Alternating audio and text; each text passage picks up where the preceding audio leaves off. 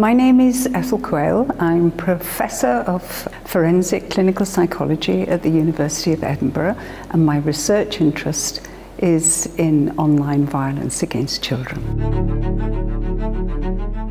I started as a clinical psychologist, so I would have been head of services across different areas in kind of different countries. No, that's true, different countries within both the UK and Ireland. And I've always had an interest in psychosexual problems, so that's been part of what I've done. And I've worked with sex offenders, and I've also worked with victims. So there was a context there for me. But I'd been always engaging in some research activities, largely ones that were collaborative. In part because you can't get access to populations and you can't get access to content without collaboration.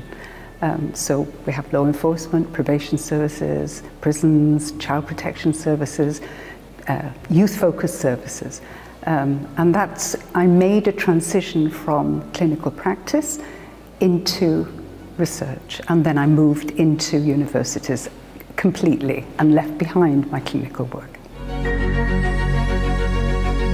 The work really was initiated because of a collaboration with the Metropolitan Police Force, which is one of the large police forces in the London district. So we'd done some work with them in a different area, but they were starting to notice that there was an increased traffic in what we would now call child sexual abuse materials. In those days, we would have called it child pornography. And they were disturbed by the increased volume of transactions.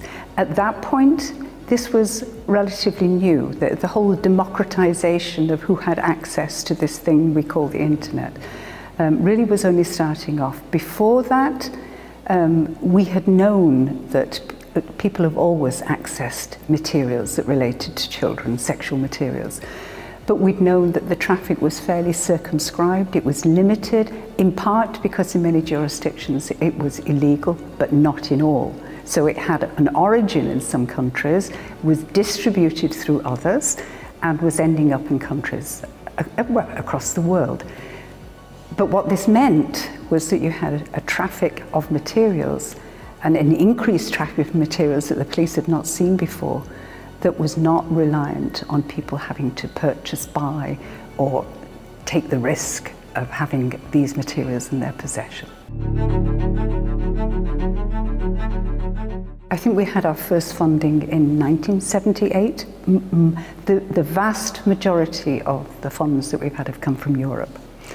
And they've all been collaborative because, as you know, European projects always have to have partners across Europe. So there has always been embedded in all of the work that I do collaboration across other countries as well as work that took place in the UK. The network offers huge opportunities for me, in part because there's the whole stream that goes through the network that relates to sexual violence, and in particular sexual violence against children.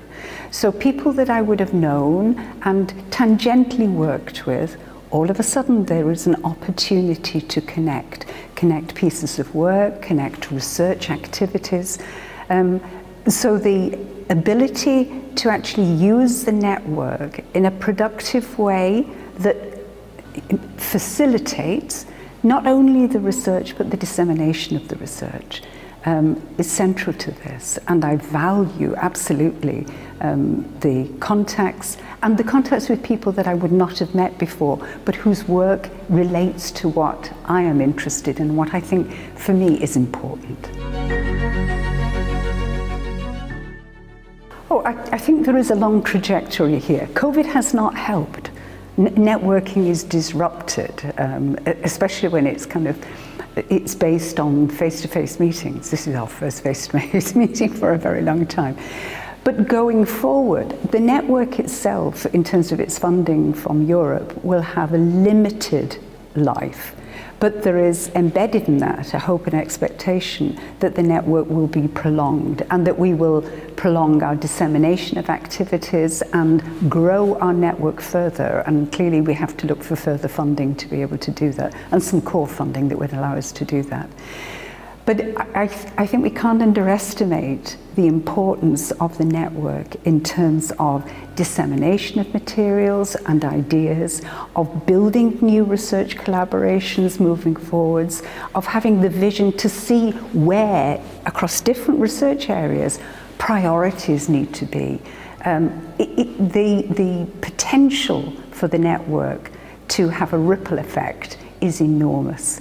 And it means also collaboration in countries where so far there has not been any great interest in research in particular areas. And of course, I know best about my own, but that would cut across other areas as well.